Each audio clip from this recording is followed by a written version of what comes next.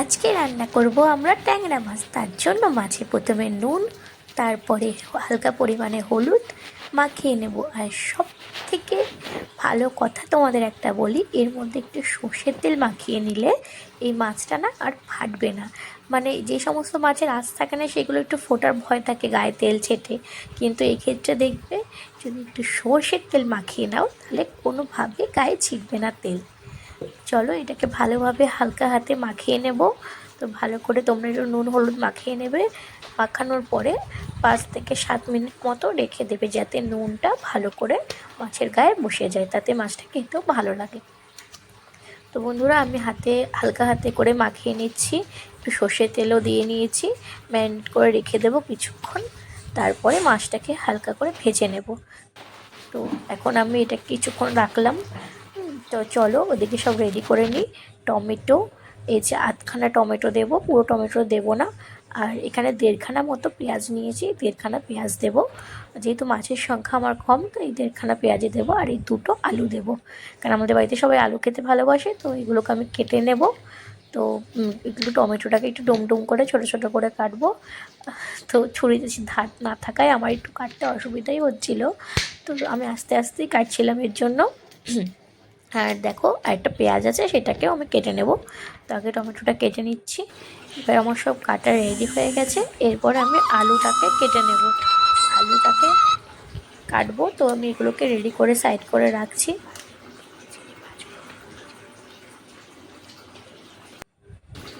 একটা fry pan বসিয়ে নিয়ে এর মধ্যে কিছু তেল দিয়ে ফ্রাই প্যানটাকে তেল সহ একটু গরম করে নেব ভালো করে, যাতে মাছটা লেগে না যায় তাতে। তো তেলটা গরম হয়ে গেলে আমরা আস্তে আস্তে এক এক করে মাছগুলো দিয়ে দেবো।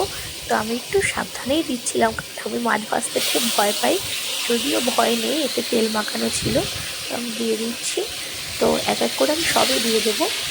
তো আমি একসাথে সব কটা মাছ একবারেই ভেজে নেবো, যাতে আমার অসুবিধা না হয়। তো ফ্রাই প্যানে করে মাছ ভাজলে এটাই আমার একটু সুবিধা, সব একবারে দিয়ে আমি ভাজতে পারি। তো চলো বন্ধুরা, দেখো আমি মাছটাকে একটু ভেজে নিচ্ছি। ভেজে নেওয়ার পরে তারপরে আমি দেখাবো তোমাদের কীভাবে ছোটো রান্না করা হয়। তো আমি এখানে কিছু আলুও কেটে নিয়েছি।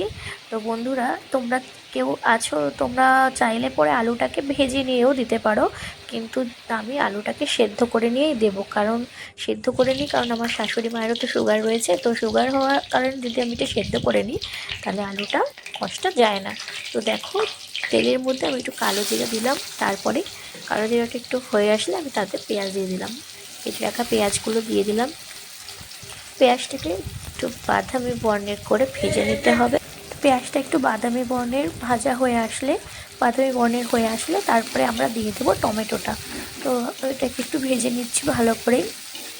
আমি কিন্তু তেলের পরিমাণটা খুব কম দিয়েছি, কেননা আমরা একটু তেলটা কমই খাই, কিন্তু তাও রান্নার পরে তেলটা যেন মনে হয় ভেসে উঠেছে। যেহেতু মাছেও তেল মাখানো ছিল, তাই আমি তেলটা অল্পই দিয়েছি। তো বাদামি বর্ণের হয়ে আসছে পেঁয়াজটা আস্তে আস্তে। তো বন্ধুরা, এবার আমি কেটে রাখা টমেটোটা দেব। তো একটু সামান্য নুন তোমরা দিয়ে দিতে পারো পেঁয়াজের মধ্যে, যাতে পেঁয়াজটা পুরো মিশে যায়, যেন রান্নার পরে না তাতে পেঁয়াজ বোঝা যায়। তো তোমরা একটু হালকা করে নুনও দিয়ে নিতে পারো। তো এবার কেটে রাখা টমেটোগুলো আমি দিয়ে দিচ্ছি। তো টমেটোগুলো দেওয়ার পরে টমেটোটাও যতক্ষণ না ভাজা হচ্ছে, টমেটোটা আমি পুরো গলে যাবে সেরকম করে ভাজবো না, কারণ আমার টমেটোটা পুরো গলে গেলে আমাদের আবার খেতে ভালো লাগে না। তো এইবার পেঁয়াজটা টমেটোটা একসঙ্গেই ফ্রাই করে নিচ্ছি। তো আমার থেকে তো তোমরা আশা করি খুবই ভালো রান্না করতে পারো, কিন্তু আমি সেরকমটা তোমাদের শেখানোর জন্য করছি না। আমি কিভাবে রান্না করি সেটা তোমাদের সাথে একটু শেয়ার করলাম। তো এবার আমি 4টে লঙ্কা, গোটা লঙ্কাই দিয়ে দিলাম। তোমরা চাইলে চিড়েও দিতে পারো, আবার যদি এটাকে স্কিপ করেও যেতে পারো। ঝাল মতো তোমরা যে যেরকম ঝাল খাও সেরকম দেবে। তো এই মশলাটা হচ্ছে জিরে, আদা আর হলুদ আমি ভিজিয়ে রেখেছিলাম 5 থেকে 10 মিনিট, যাতে মশলাটা ভালো করে ভিজে যায়, তো যাতে গ্রেভিটা ভালো হয়। তো ভিজানো মশলাটা আমি দিয়ে দিলাম। এবারে আমি এটাকে ভালো করে নাড়াচাড়া করব, ভালো করে কষিয়ে নেব। আমি 5 থেকে 10 মিনিট মতো মশলাটাকে কষিয়েছি। তোমরা চাইলে কমও করতে পারো, চাইলে আরও বেশিও করতে পারো। মশলা যত কষাবে, যত তেল বেরোবে মশলার থেকে, তত জিনিসের স্বাদ হবে। তো আমি এটাকে ভালো করে কষিয়ে নেব। এবার কষানোর পরে যখন এটা কষে আসবে, পুরো হয়ে আসবে, তখন তুমি এর মধ্যে গরম জল দিয়ে নেবে, কারণ গরম জল দিলে তরকারির স্বাদ হয়। তো আমি গরম জল দিয়েই ভালো করে এটাকে কষিয়ে নিচ্ছি। সামান্য পরিমাণে জল দিয়ে এটাকে কষিয়ে নিচ্ছি। তো বন্ধুরা, তোমরা যে যেরকম ঝাল খাও সেরকম অনুযায়ী ঝাল দেবে। আমাদের বাড়িতে আমরা সবাই একটু বেশি ঝাল খাই, তাই একটু বেশি লঙ্কার গুঁড়োও দিয়েছি, প্লাস আমি 4টে কাঁচা লঙ্কা গোটাও দিয়েছি।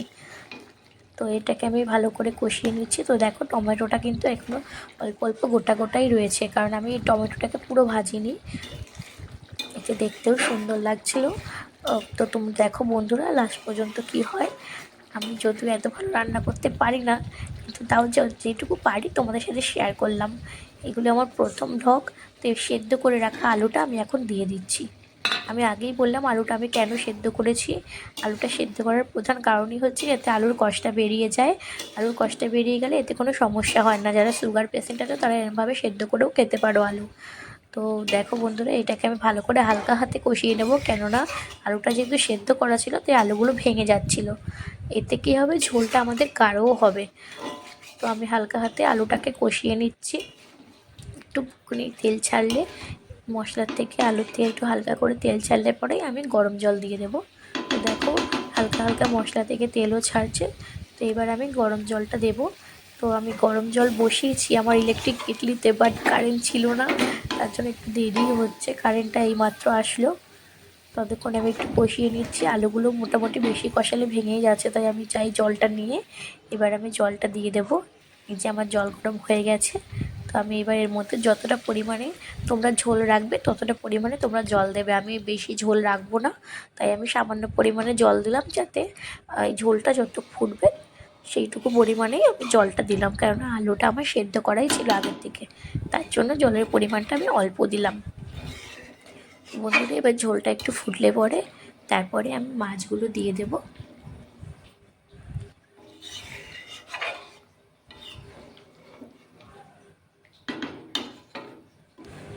তো বন্ধুরা, দেখতেই পাচ্ছ যে আমার ঝোলটা এরকম ফুটে এসছে। তো আমি এক এক করে মাছগুলো দিয়ে দিচ্ছি। তো এরপরে মাছগুলো দিয়ে আর একটু ভালো করে ফুটিয়ে আমি ঝোলটা নামিয়ে দেবো। তো আমি একটু অন্য কাজ করতে গিয়েছিলাম, যার জন্য আমার ঝোলটাও এতটা শুকিয়ে গেছে, কিন্তু আমি এতটাও শুকাতে চাইনি।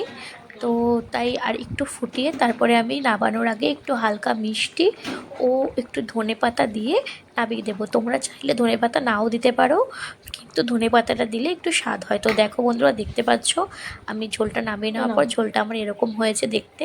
তো দেখতেও সুন্দর হয়েছে, খেতেও সুন্দর হয়েছে। তোমরা চাইলে ট্রাই করতে পারো। এরকম সহজভাবে আলুটা সেদ্ধ করে নিলে ঝোলটা তাড়াতাড়িও হয়ে যায়। তো ধন্যবাদ বন্ধুরা, তুমি আমাদের পাশে থাকো, সাবস্ক্রাইব করো।